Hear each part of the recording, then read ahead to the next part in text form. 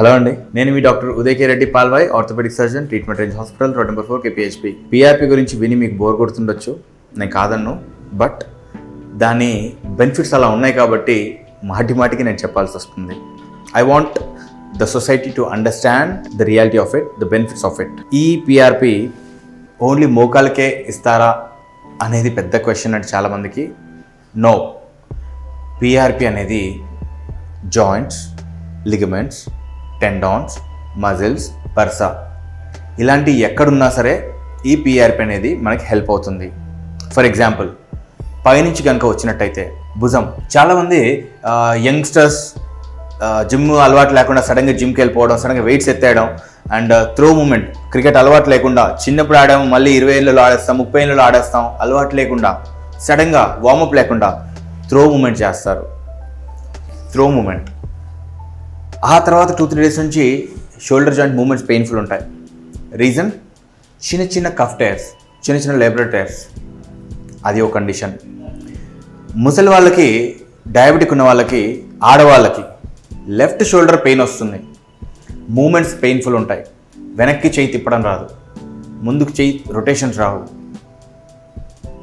Diabetic shoulder, frozen shoulder, వాటిల్లో ఇప్పటికీ కొన్ని విలేజెస్లలో నెప్పడంగానే మసాజులు చేసేస్తుంటారు. మసాజులు చేయడం ద్వారా షోల్డర్ జాయింట్ చుట్టూ ఉన్న కండరాలన్నీ క్యాల్సిఫై అయిపోతాయి, అంటే బిగుసుకుపోతాయి. క్యాల్సిఫిక్ టెండినైటిస్. 4వది, షోల్డర్ జాయింట్లో ఒక చిన్న బర్సా ఉంటుంది, సబ్అక్రమల్ బర్సా అని.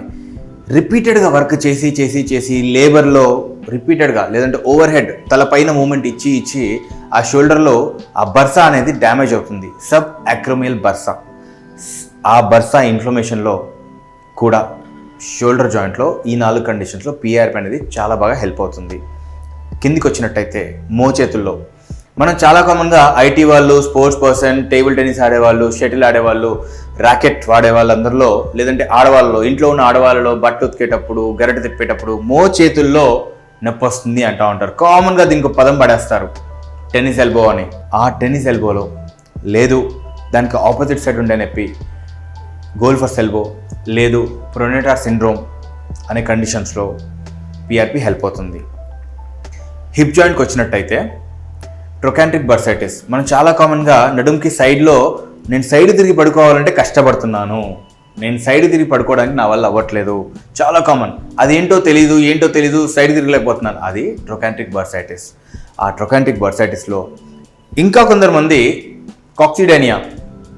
మన వెన్నెపూసలో చివరాఖరి బోన్ చాలా సన్నగా టెయిల్ బోన్ అంటాం దాన్ని, సన్నగా షార్ప్గా ఉంటుంది. కింద కూర్చుంటే లెగలేకపోతున్నాను, లెగిస్తే కూర్చోలేకపోతున్నాను. Dragging type of pain, coccyx అనే బోన్లో పెయిన్, కాక్సిడేనియా. ఆ కాక్సిడేనియాలో పనిచేస్తుంది.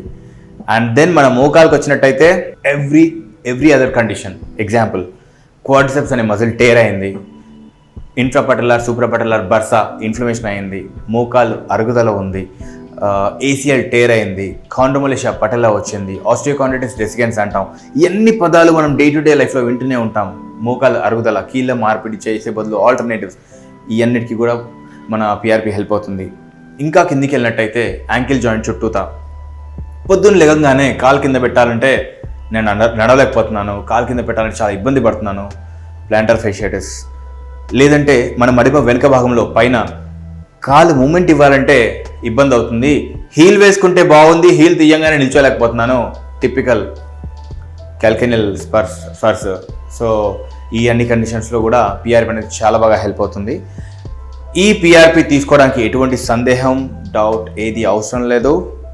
చాలా తక్కువ సమయంలో, చాలా తక్కువ ధరలో, OPD ప్రొసీజర్లో ఎటువంటి టెస్ట్ లేకుండా మీ సొంత రక్తాన్ని పెట్టేసి, ఎటువంటి కెమికల్ అడిటివ్స్ లేకుండా న్యాచురల్ వేలో ఈ అన్ని నొప్పుల నుంచి మీరు ఉపశమనం పొందొచ్చు. So don't hesitate taking PRP. Thank you.